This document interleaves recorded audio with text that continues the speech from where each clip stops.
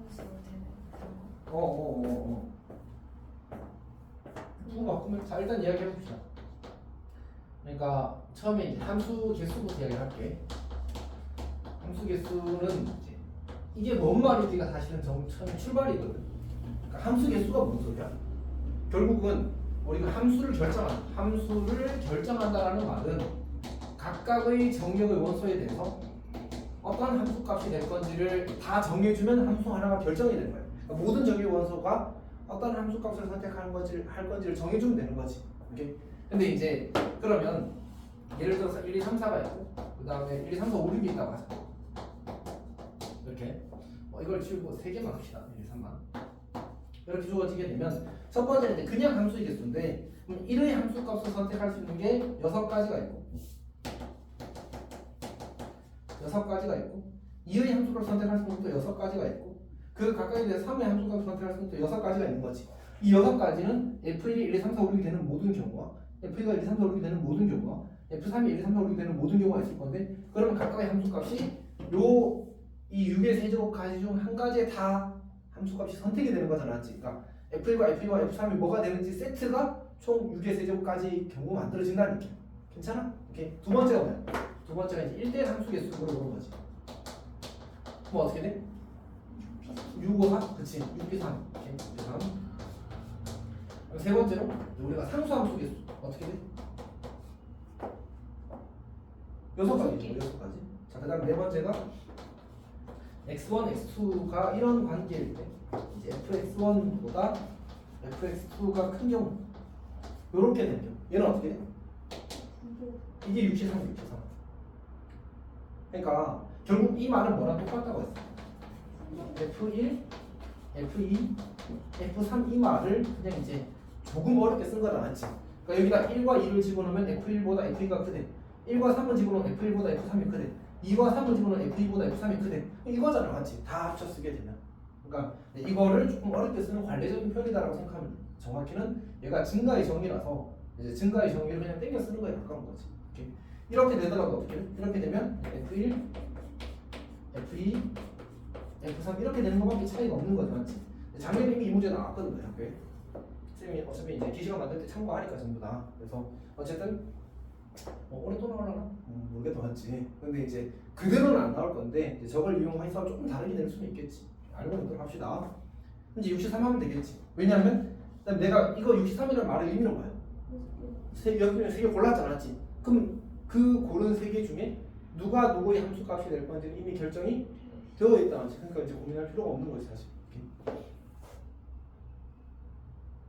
자, 그 다음에 이제 이 항등 함수랑 1대1 대응은 이제 집합을 바꿔야 돼. 정역 공역을 바꿔야 되잖아, 맞지? 그래서 이를테면 1, 2, 3, 4 그리고 1, 2, 3, 4 이렇게 되어야지만 정역과 공역이 같아야지만 항등 함수가 만들어질 수 있는 거지. 그래서 항등 함수는 만약 존재한다면 한 가지가 된다.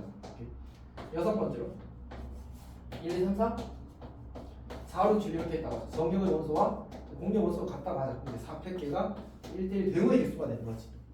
여기까지 괜찮니?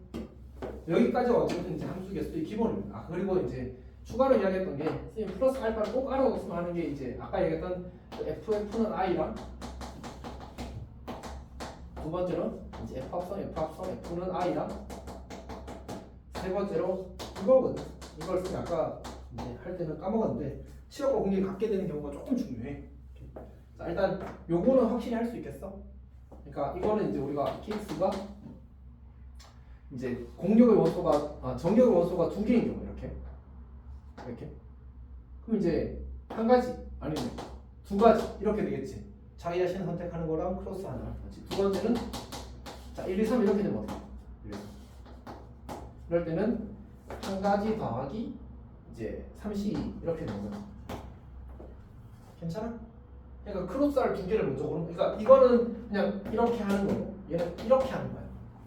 그럼 크로스알 2개를 골라야 될 거 아니야, 3개 중에. 그래서 3C인 거야. 괜찮아? 저게 함수가 되는 개수예요. 그렇지, 함수가 된 개수. 함수 개수 아까 얘기했지만 함수를 결정한다라는 말의 의미는 함수값이 뭐가 될 건지를 그 대응 관계가 다 정해지면 한 세트당 함수가 한 개인 거야. 대응 관계 한 세트가. 괜찮니? 오케이. 자, 근데 이제 요 유형에서 결국은 이 4개짜리가 중요해. 4개짜리. 4개짜리를 이해하면 그 다음 다 할 수 있거든 사실은. 어떻게 되지 이거는? 한 가지랑 그치. 막 이렇게 하는 거 한 가지, 이렇게 하는 건 4시 2가지, 그리고 이렇게 하는 경우는 몇 가지? 얘가 4시 곱하기 2분의 1인 거야. 왜냐하면 이 크로스할 두 개를 내가 1, 2를 선택하고 3, 4를 선택하는 경우와 3, 4를 선택하고 1, 2를 선택하는 경우가 어떨 수밖에 없어. 같을 수밖에 없잖아. 그래서 2분의 1을 해줘요. 그러면 이제 다 끝난 거야. 그럼 이제 저기 3번 합성하는 것도 똑같이 원소가 6개 될 때가 이제 어려움이 생기는 거야. 아까 요즘에는 했던 것처럼. 오케이. 자, 그래서 첫 번째로 그냥 이제 예를 들어서 이제 1, 2, 3 이렇게 4개다. 그럼 어떻게 하는 거야? 이렇게 되는 경우 한 가지, 그리고 이렇게 되는 경우 한 가지, 그 다음에 이렇게 되는 경우 한 가지, 이렇게 이제 있을 거 아니야, 맞지? 요거는 이제 두 가지가 생기니까 결국은 2 곱하기 4시 3 하면 되겠지. 괜찮아? 안 괜찮아? 네. 어디가 안 괜찮아? 근데 지금 지금 똑같아서 똑같아서. 네. 여기도 4시 3가지고 여기도 4시 3가지를 놨지. 저렇게 이제 그 뭐지? 꿰면 모양처럼 되는 게 이제 이것도 크로스라고 하지 않냐? 크로스가 크로스가 될 3개를 고르는 경우가 많지. 맞아. 이렇게 되는 경우. 또는 어떻게 하냐? 똑같겠지. 이렇게 되는 경우와 이렇게 되는 경우와 뭐야? 똑같이 그랬네. 이렇게 되는 경우 이제 있을 거 아니야, 맞지? 그럼 요거는 한 가지가 될 거고 얘는 2 곱하기 5시 3가지 이렇게 되겠지. 괜찮지? 이제 세 번째가 이렇게 되는 경우는 이거 한 가지, 이렇게 되는 거. 그러니까 2 곱하기 6시 3가지 이렇게 되겠지. 그 다음에 이제 결국은 이거랑 이게 두 번 나오는 경우와 그 다음에 이거랑 이게 두 번 나오는 경우와 그 다음에 이제 크로스로 이렇게, 그 다음에 어쨌든 이거 똑같은 거지. 오케이. 자, 그러면 요 경우의 수는 63 곱하기 2분의 1 될 수밖에 없다, 맞지? 근데 이것도 어차피 경우의 수 똑같으니까 곱하기 1을 하면 되겠지. 요거는 어떻게 해요?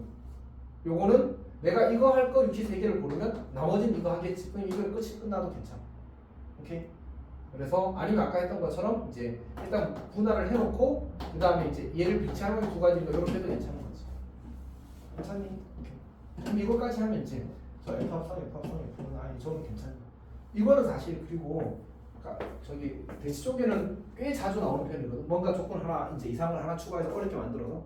근데 우리 동네에서는 진짜 그냥 한 3년치, 5년치 기출 뽑으면 한 문제 있을까 말까요. 각 학교 하나당. 그래서 너무 걱정하지 않아도 괜찮아. 요 정도면 충분합니다. 그러니까 자주 나오는 문제는 어렵게 나오겠지. 가끔 나오는 건 이미 그것 자체를 이제 학교에서 뭔가 메인스트림에서 벗어나 있거나 아니면 어렵다고 생각하는 거잖아, 맞지? 그러니까 굳이 엄청 어렵게 할 필요는 없어, 저건. 치공부 한번 봅시다. 요거는 사실은 옛날에는 함수가 앞에 있고 순열조합이 뒤에 있었거든. 그때는 많이 나왔어, 사실. 근데 이제 지금은 좀 덜 나오는 것 같습니다. 이번 교육 과정에서 조금 애매한 것 같아. 어쨌든 좀 이제 보통 주로 많이 나오는 게 이거야. 이렇게 그 정역과 공역의 원소의 개수가 1개 차이 나는 경우가 제일 많이 나와. 이건 쉽거든. 어떻게 하면 돼? 이게 방 1이 있고 방 2가 있거든. 방 1은 이렇게 하는 거야. 어차피 얘네들이 얘를 선택해야 되는데 공역이 3개밖에 없대. 그러면 어떤 두 개는 같은 걸 선택해야 되겠지. 그치? 그래야 모두 다 한 번씩 선택될 거 아니야. 이해했어? 아니, 그러니까 1이 1을 선택했어. 2가 1을 선택했으면 어떻게 해야 되지? 3이 3. 정말로? 4가 3을 선택하면 안 돼. 아니 그래도 그럼 어쨌든 3이 3을 선택할 거야. 3이 뭔가를, 아니, 편의상 3이 3을 선택했다고 하죠. 그럼 4는 누구를 선택해야 돼? 1, 2, 3 중에 아무거나 괜찮잖아. 그럼 결국은 어떤 일이 생기는 거야? 어떤 한 놈이 2번 선택되는 일이 생기잖아, 맞지? 그러면 이 친구랑 이 친구랑 같은 걸 선택했잖아. 그러니까 우리는 어떻게 할 거냐면 같은 걸 선택하려면 먼저 고르는 거야. 그럼 이제 이 정역이 몇 개의 그룹은 아닌 거지. 3개의 그룹은 아닌 거야. 같은 걸 선택할 거 한 쌍, 그리고 나머지 하나. 그럼 그걸 어떻게 하면 돼? 세 개에 대응시키면 돼. 그래서 곱하기 3 이렇게 하면 돼. 그래서 결과는 36이 나와. 괜찮아? 자, 근데 어떻게 하는 게 또 다른 방법이냐면 이렇게 하는 거지. 전체에서 치역이 공역과 같지 않은 걸 빼버리는 거야. 전체 함수 1을 선택할 수 있는 몇 개? 3개. 그러니까 결국 3의 4제곱 전체 빼기 치역이 한 개인 거 몇 가지 있어? 네. 응? 세 가지지, 세 가지. 모두 1을 선택하거나 모두 2를 선택하거나 모두 3을 선택하거나. 맞지, 맞지? 이렇게 상수함수인 경우를 이야기하는 거지 사실. 맞지? 치역이 2개인 경우는 어떻게 볼까? 치역의 원소가 2개인 경우. 30. 그렇지. 일단 치역이 될 2개를 고르자. 그럼 내가 1, 2를 골랐다고 치지 뭐. 오케이? 그럼 1이 선택할 수는 몇 개? 2개. 맞지? 그냥 2의 4제곱이야. 이러면 어떤 문제가 생겨? 우리 치역 한 개인 경우 1 뺐잖아. 여기도 치역 한 개인 경우가 들어있겠지. 모두 1을 선택하거나 모두 2를 선택하는 거 2개나 들어있단 말이야. 걔 2개를 빼준 거야 이렇게. 괜찮아? 이게 42가 나오거든. 3 곱하기 14라서 이게 45가 되지. 81에서 45 빼고. 괜찮아? 그럼 이제 사실 방 1이 편해, 방 2가 편해. 1이 훨씬 편하잖아, 맞지? 근데 문제는 뭔지 알아? 얘가 그러니까 정역의 원소와 공역의 원소 개수의 차이가 2개가 되어버리면 불편하다는 얘기. 그럼 이거는 어떻게 해? 그걸 어떻게 나누지? 아까는 한 개 차이 나니까 2개만 한 개를 선택하면 되잖아, 맞지? 이번에는 3개가 한 개를 선택할 수도 있고 2개가 한 개를 선택, 또 한 개씩 선택할 수도 있단 말이야. 그러니까 저렇게 할 수 있는데 불편해졌다는 거지. 근데 이거는 공식이거든. 3의 5제곱 두 번째 방법 빼기 3 더하기 30 곱하기 2의 5제곱 빼기 2 그냥 끝나. 그냥 개수만 한 개 늘어난 거니까. 그러니까 치역이 몇 개짜리? 3개. 한 개짜리. 치역이 몇 개짜리? 2개짜리. 그러면 뭐만 남아? 치역이 3개짜리만 남겠지 전체에서. 그러니까 얘는 공식화되어 버려서 이제 결국은 원소 개수와의 차이가 정의의 원소와 공유의 원소의 개수의 차이가 1보다 크게 되면 2개 이상이 되면 이 풀이가 더 좋다는 얘기지. 근데 사실 이 풀이도 얘가 늘어나면 복잡해져. 그렇지? 그래서 이제 여러 가지 장단이 있어서 사실 이 문제는 둘 다 알긴 해야 됩니다. 괜찮아? 여기까지 하면 함수 개수에 대해서 좀 메인스트림은 다 한 겁니다. 그러니까 이거 말고는 전부 다 뭐야? 그러니까 진짜 개별적인 파편적인 문제들이야. 그러니까 독립적인 아이디어가 있어서 그걸 다 정리하는 건 사실 지금 시점에는 의미가 없는 거지. 괜찮니? 자, 그 다음에 이제 역함수와의 관계에 대해서 아까 이야기를 잠깐 했는데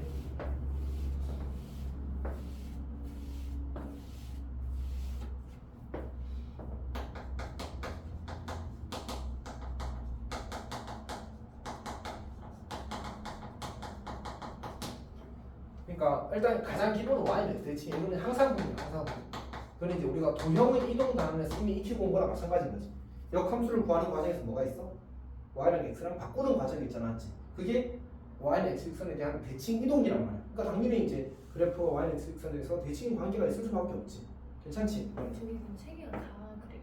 응? 그냥 역함수랑 유리함수랑 무리함수가 전부 다? 그 질문이 조금 이상하긴 한데 왜냐하면 이제 그 역함수가 넓은 개념인 거고 유리함수에서 역함수를 더 자세하게 공부해 보자는 거고 무리함수에서 역함수를 더 자세하게 공부해 보자는 거라서 사실은 이제 역함수 개념 안에 유리함수에 대한 적용, 무리함수에 대한 적용이 있다고 보는 게 맞는 거지. 그러니까 근데 나는 지금 뭐 하고 있어?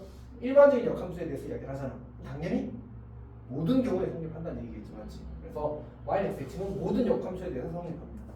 괜찮아? 두 번째는 뭐냐면 우리가 주로 관심을 가지는 게 교점이죠, 교점. 교점인데 그냥 이렇게 생각해볼까? 우리가 이제 주로 1차를 생각할 수 있으니까 1차는 반드시 이제 교점이 존재한다고 y는 x 위에 있어.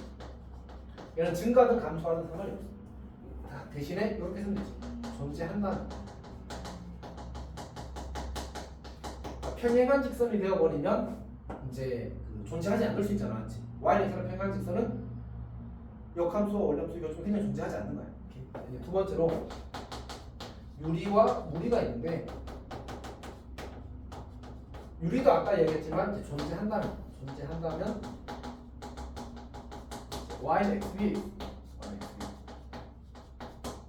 근데 이 친구는 이제 어떤 걸 이야기를 좀 해야 되냐면 이제 그 뭐지? 그 예외적인 경우가 있는데 F는 F 인버스인 경우. 역함수가 자기 자신의 경우는 모든 점이 교점이잖아, 맞지? 그러니까 요거는 빼고 나머지 경우에는 존재한다. 반드시 Y는 X 위에 존재합니다. 그러니까 사실은 이야기했지만 아까 그 우리가 이 교점을 처리할 때 컨셉이 또 이런 컨셉이 있었잖아. 증가와 감소 나누는 컨셉이 있었잖아, 맞지? 근데 교점의 개수가 짝수면 무조건 뭐라고 했어? 증가라고 했잖아. 그럼 생각해봐. 유리함수랑 Y는 X랑 연립하면 무조건 몇 차 방정식이 나온다고? 2차 방정식이 나오잖아, 맞지? 그래서 그리고 사실 유리함수랑 그 역함수랑 연립해도 몇 차 방정식이 나오겠어? 2차 이하가 나올 거거든. 그러니까 결국은 근이 무조건 몇 개 존재해. 없거나 한 개 존재하거나 두 개 존재하겠지, 않지? 근데 없는 경우는 교점이 없으니까 이야기할 필요가 없다, 않지? 근데 한 개 존재하는 경우는 감소할 때도 어디에 존재한다고 했어? Y는 X 위에 존재한다고 했잖아, 맞지? 그럼 그 Y는 X 위에 있는 거야, 맞지? 그리고 짝수에 존재하면 무조건 Y는 X 위에 있는 거라고 했잖아, 맞지? 그럼 끝났네. 괜찮지? 그래서 이 경우는 존재하는 Y는 X 위에 무조건 있는다고 보장할 수 있어. 오케이? 자, 근데 이제 유리함수가 이제 둘 다 존재하는 거지. 이제 증가와 감소 케이스가 존재하고, 증가할 때는 이제 Y는 X 위에 존재하는 거고, 감소할 때는 이제 Y는 X 위에는 한 개만 존재하고, 그 쌍으로 이제 밖에서 존재할 수도 있더라. 근데 어차피 무리함수도 많아야 두 개 존재하는 거야. 플러스 알파로 존재하는 거니까 세 개까지 가능한 거지. 아까 그린 그림이 가장 대표적인 예시가 될 겁니다. 괜찮니? 여기서 더 궁금한 거 있어? 그 가끔 이제 이걸 넘어서 문제들이 나올 수 있어. 뭐냐면 그 구간에 따라 우리 구간별 함수라는 표현이 이제 공식적인 표현은 아닌데 꽤 쓰이는 표현이긴 하더라고. 그러니까 구간에 따라 다르게 생긴 거죠. 그러니까 어디부터 어디까지는 1차 함수고 어디부터 어디까지는 2차 함수, 어디부터 어디까지는 유리함수, 어디부터 어디까지는 무리함수, 이런 문제들이 사실은 이제 약간 트렌드란 말이야. 그래서 쌤이 너한테 기시간 만들 때는 그런 문제를 많이 안 넣는데 어려워서 그래, 어려워서. 근데 이제 모의고사에 의미 있게 나온 문제들 중에 그런 형태가 워낙 많아서 그런 경우는 이제 이것만은 사실 해석이 되지는 않습니다. 왜냐하면 아까도 얘기했지만 하나의 함수가 아니잖아. 이건 하나의 함수에 대해서 정의를 한 거니까.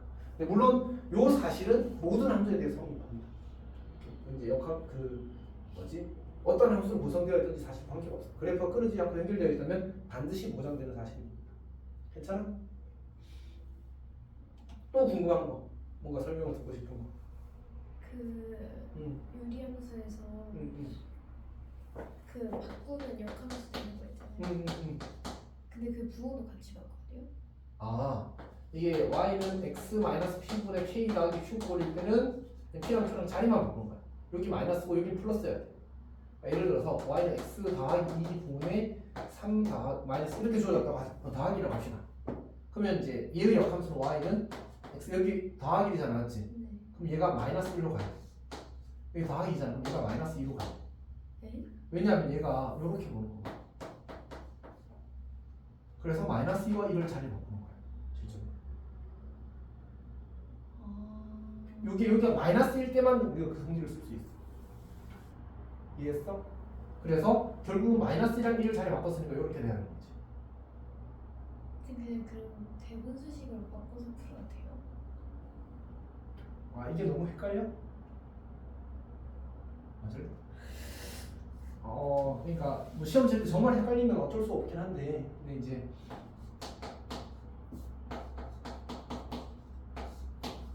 이거 역함수는 어떻게 되는 거지? y는 cx-a분의 마이너스 dx 더하기 b 이렇게 되겠지. 근데 부호가 다르면 어차피 둘 다 헷갈려. 여기도 플러스로 막 마이너스 쪽이고 플러스 쪽에서 막 헷갈려. 그냥 정확하게 아는 게 제일 좋아. 역함수가. 됐어? 또? 그리고 이제 t로 치워나는 거. 잠깐 이 헷갈리는데 fx는 2-fx 이런 거? 아니면 이런 게 또 있지. fx 더하기 2는 3x-5에 대해서 f 역함수 구하시는 거. 어느 쪽을 말하는 거야? 근데 밑에 거는 그냥 x 플러스 2 t로 둔 다음에 t를 x를 x에 통하면 되는 대한 거죠. 식으로 정리해서 대입하면 되는 그치. 위에 건 어떻게 해요? 여기가 이제 fx를 t로 치환하는 거잖아. fx를 t로 치환하게 되면 걔는 이제 ft는 e-t 이렇게 바뀌겠지. 그래서 이제 사실은 위의 식이랑 이 밑에 식 두 개가 이제 같은 식인 거야. 요거 두 개 합쳐서 하나가 되는 거지. 그럼 얘는 미지수가 몇 개야? xt 두 개. 어차피 x가 변하면 t도 변하지 않았지. 여기 미지수 몇 개야? 그럼 이걸 먼저 풀어야겠지. 얘를 풀어서 t 값을 구해. t가 뭐 알파 베타라고 하자. 그러면 원래 t는 이제 알파 베타가 되었어. 그럼 이제 이걸 어디다 대입해? 여기 t 대신에 대입해서 fx는 알파, fx는 베타를 푸는 거야. 근데 그래프에서 t를 대입하잖아요. 그치? 근데 그러면 그 t 값이 x 좌표에 있어요? 아, 그러니까 우리가 ft는 2-t라고 썼을 때 내가 그래프가 이렇게 그려져 있잖아. 예를 들어서 뭐 f가 이렇게 그려져 있고 뭐 이제 어떤 직선이 이렇게 그려졌다고 치자 이렇게. 오케이? 근데 문제는 이거는 지금 그 인풋은 t 좌표고 아웃풋은 y 좌표잖아. 내가 여기가 x축 여기가 y축이야. 아 그러니까 저건 안 되네. 나는 이렇게 t축 y축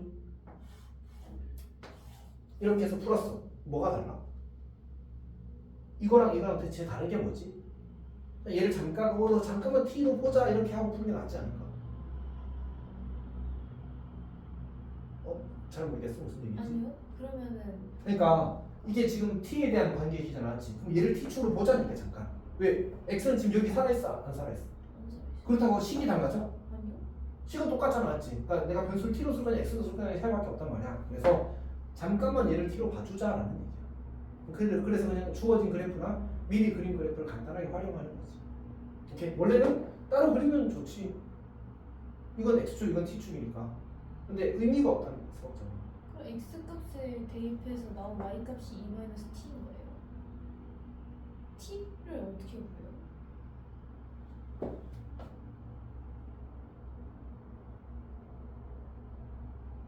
아 그러니까 그럼 이제 ft는 2-t잖아, 맞지?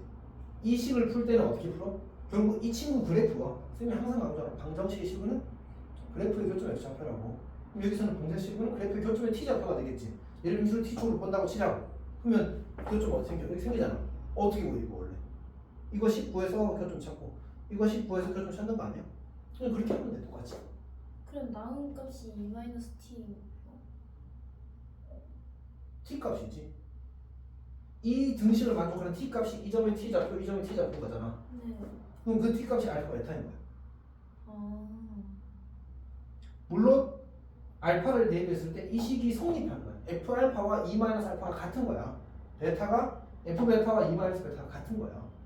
그런 t 값을 찾는 거니까. 즉 이 점의 x 좌표가 t와 알파로 나오는 거야.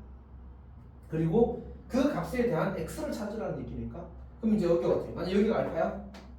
오케이? 그러면 우리는 fx는 알파를 풀고 싶은 거잖아, 맞지? 그러면 여기가 알파였으니까 한 요쯤이 알파가 되겠네, 맞지? 그치? 우리는 이제 이 그래프를 비교할 때는 이제 y 좌표를 이제 fx가 뭐지? x에 대입했을 때 이 f의 값과 이 t의 값이 같다를 비교하는 건데 x를 대입했을 때 f의 값은 y 좌표에 나타나거든 그래프에서. 그래서 결국 y 좌표가 t가 되었을 때 이제 fx의 값을 이 등식을 만족하는 x를 찾자라서 결국 이 그래프를 그릴 때는 알파를 여기 대입한 식에서 결국 이렇게 되는 거잖아. 얘는 fx는 알파 라는 방정식과 fx는 베타라는 방정식을 푸는 거잖아, 맞지? 근데 이 fx는 y는 fx라는 함수의 관계식인 거잖아, 맞지? 그러니까 이 fx라는 값은 x 값이 아니라 y 값이란 말이야. 그래서 얘도 y 값으로 해야 이 등식을 정확하게 비교할 수 있겠지. 얘랑 얘의 y 좌표가 같다가 돼야 되니까. 그래서 y는 알파 직선을 그려가지고 교점의 x 좌표가 실제로 요 방정식에 또 그리 되겠지. 그리고 y는 베타선을 그려서 교점의 x 좌표가 또 실제로 이제 저 방식에 그리 되겠지. 그렇게 하는 거야. 이해했어? 이제 우리가 항상 이거 얘기할 때 얘를 y는 fx, 얘를 y는 t 이렇게 잡는 거야. 그러니까 얘는 이제 fx의 그래프를 그릴 거고 얘는 y는 t라는 상수함수로 그려지는 거지. 그래서 교점의 x 좌표가 이 방정식의 실근이 되는 거야. 괜찮아? 또 그거 하시면 돼요. 절대값에서 절대 방식에서 절대값 a 플러스 b 저기 절대값 a 마이너스 b 이런 거? 봅시다. 우리가 절대 부등식 중에서 삼각 부등식을 불리는 친구가 두 개가 있거든.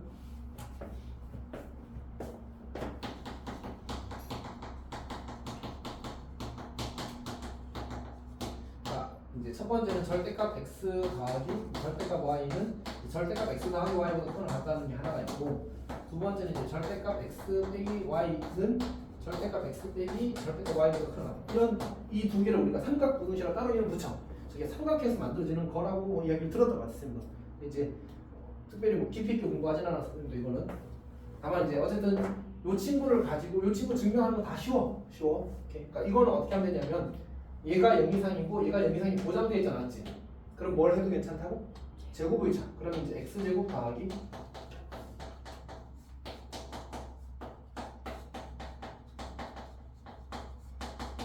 요렇게 만들어지지 않았지.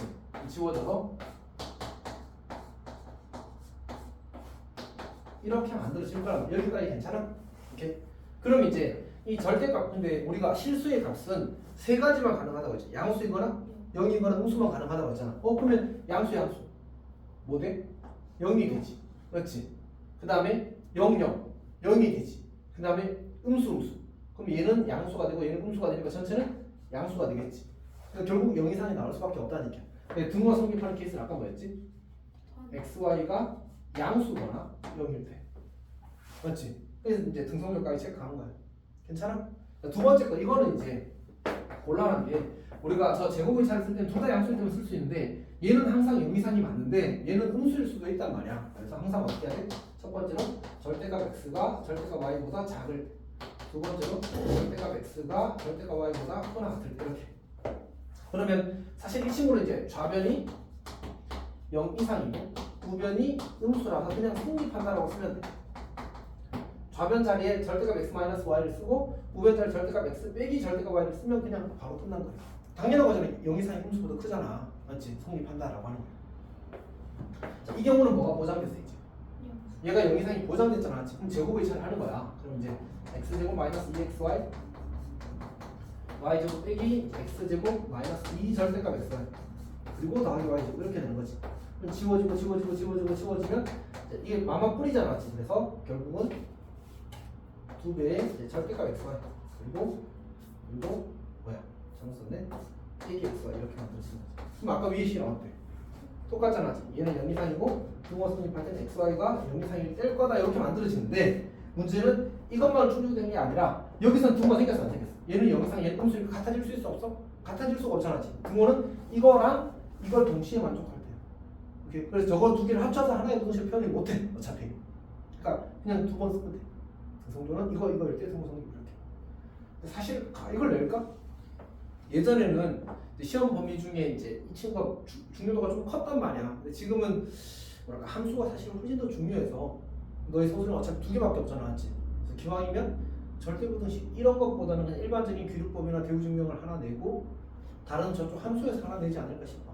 그래서 얘에 대해서는 물론 하는 건 좋아, 하는 건 좋은데 크게 부담을 갖지는 않아도 괜찮다. 그리고 이거를 시험에 낸 건 이거 자체를 그냥 풀로 소수하게 낸 건 최소한 우리 동네 일반고에서 딱 용문고랑 개성고에서만 딱 봤어. 그러니까 차인 명제를 고르시면 그런 거죠? 있지. 근데 이거는 모르고 있었어? 이건 안 돼. 이건 안 돼. 지식으로 알고 있어야 돼. 자, 또 질문. 그리고는 지금 생각나는 게 없어요. 어차피 지금 생각은 없으면 어쩔 수 없어. 자, 이 정도면 충분할 것 같습니다.